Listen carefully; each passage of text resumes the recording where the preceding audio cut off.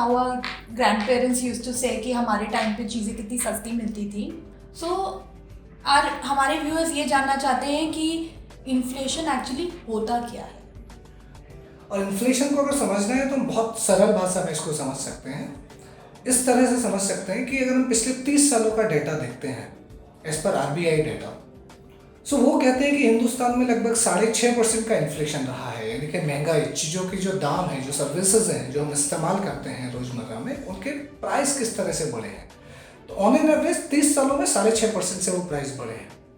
इसको अगर मैं वेल्थ के टर्म में देखूँ, मॉनेटरी टर्म में देखता हूँ, तो 1990 में 1990 में 1 लाख रुपए की जो परचेजिंग पावर होती थी वो आज 2020-21 में तो लगभग 11,000 के आसपास रह गई है. दैट मीन्स 1990 में जितना सामान और सर्विसेज मैं 11,000 रुपये में इस्तेमाल कर सकता था, इस इन्फ्लेशन की वजह से आज वो 1 लाख रुपए मुझे खर्च करना पड़ता है. This is the importance of inflation. As a investor, अगर मैंने अपने सेविंग्स को सही जगह से इन्वेस्ट नहीं किया और इस इन्फ्लेशन को बीट नहीं किया, तो उसका इम्पैक्ट क्या होगा कि मेरी जो परचेजिंग पावर है, मेरी क्षमता है पैसे की, वो समय के साथ डेप्रिशिएट हो जाएगी.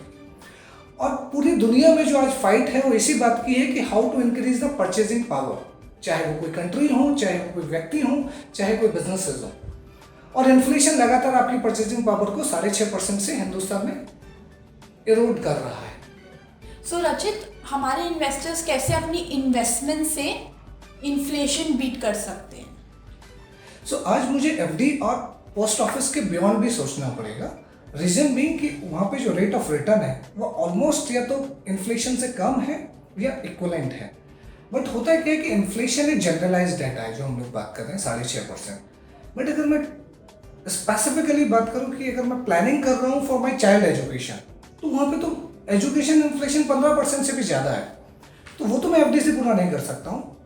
स्पेसिफिकली अगर मैं बात करता हूँ मेडिकल इन्फ्लेशन, तो वो 15% के आसपास है. वो मैं शायद FD या PPF जैसे इंस्ट्रूमेंट से नहीं कर सकता हूँ. उसके बियॉन्ड मुझे जाना पड़ेगा इक्विटी इन्वेस्टमेंट ऑप्शंस में, जो कि म्यूचुअल फंड के थ्रू बहुत आसानी से अचीव किए जा सकते हैं. जहाँ पे हमने देखा है पिछले 15-20 सालों में किस तरह से म्यूचुअल फंड और म्यूचुअल फंड में SIP जो एक तरीका है इन्वेस्टमेंट का, उसके थ्रू लोगों ने 12 से 15% के आसपास रेट ऑफ रिटर्न जनरेट किए हैं और इन्फ्लेशन को बहुत हेल्दी मार्जिन से बीट किया है और अपनी वेल्थ को क्रिएट किया है.